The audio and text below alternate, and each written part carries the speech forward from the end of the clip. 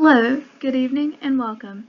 My name is Carrie, and I'm your friendly tour guide here to discuss existentialism with you. I will ask that you please hold your applause till the end. I know the subject is very captivating. First, let us break down existentialism. What does this mean? Existential refers to things that are naturally occurring, universal, and inescapable that characterize the human condition. These include birth, change, and dying. At first, I thought of existential theorists as those death-obsessed goth kids that sit in the corner, frequent graveyards, and read Edgar Allan Poe to the crows on weekends. This, however, is not entirely true. While they do concern themselves with what we will learn is called the ultimate concerns, they do not dwell or obsess these topics. Contemporary existential therapists tend to be more upbeat and pragmatic. Something I've heard is called tempered optimism. They do not deny the existence or difficulty of these concerns, but instead encourage using them to motivate and inspire change and live in an authentic way. Which brings me to our next point. What do we suffer for?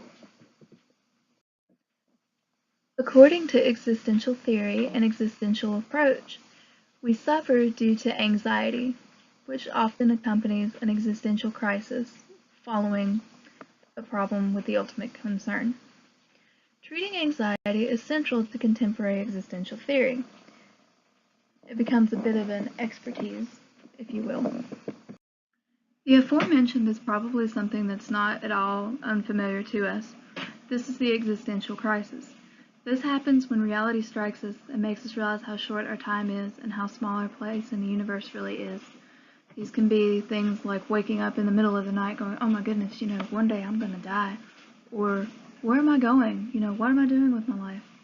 Do I have any meaning for my existence? Next, we'll discuss ultimate concerns. It is the job of existential therapy to confront these ultimate concerns. These include isolation, suffering, meaninglessness, evil, loss, and death. In order to do this successfully, they and we must acknowledge the inherent potential within all of us.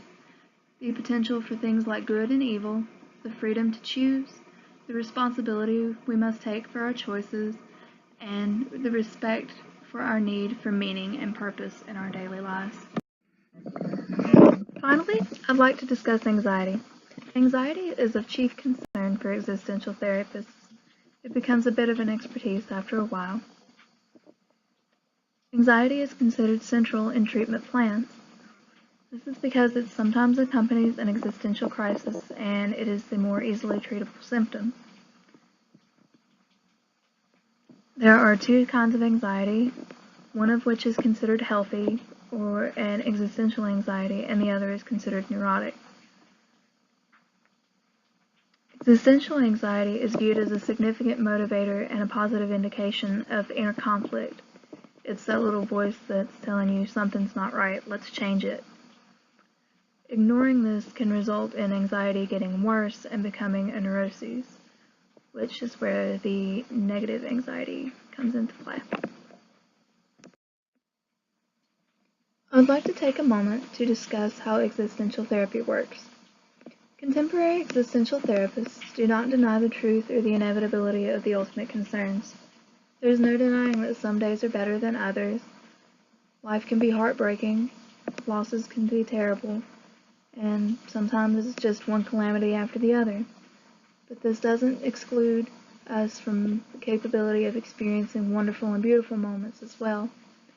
Sometimes we have a beautiful day where we look and we're able to reflect upon all the things that have happened to us, and we can see now that we've come through them and we're on the other side, and that we've become better people for these experiences.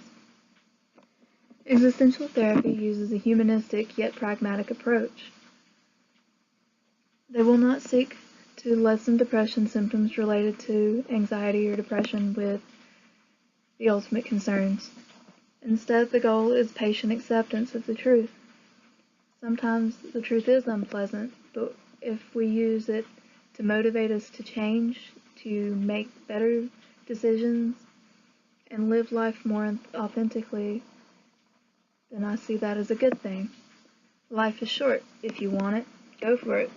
If you want to be that artist that makes crazy intricate figures in the end of the pencil lead, that's amazing. If you want to make macaroni necklaces and sell them on the corner, that's even better. Do you, and do it well. And with this slide, I would like to show you my sources and conclude my presentation. I thank you for your time and for listening to me, and I hope that you found the material as engaging as I did, and I hope you've learned a little something from this presentation. I'd also like to take the time to thank you all for making this semester excellent. I've learned a great deal, and I've enjoyed meeting and working with you all. Thank you.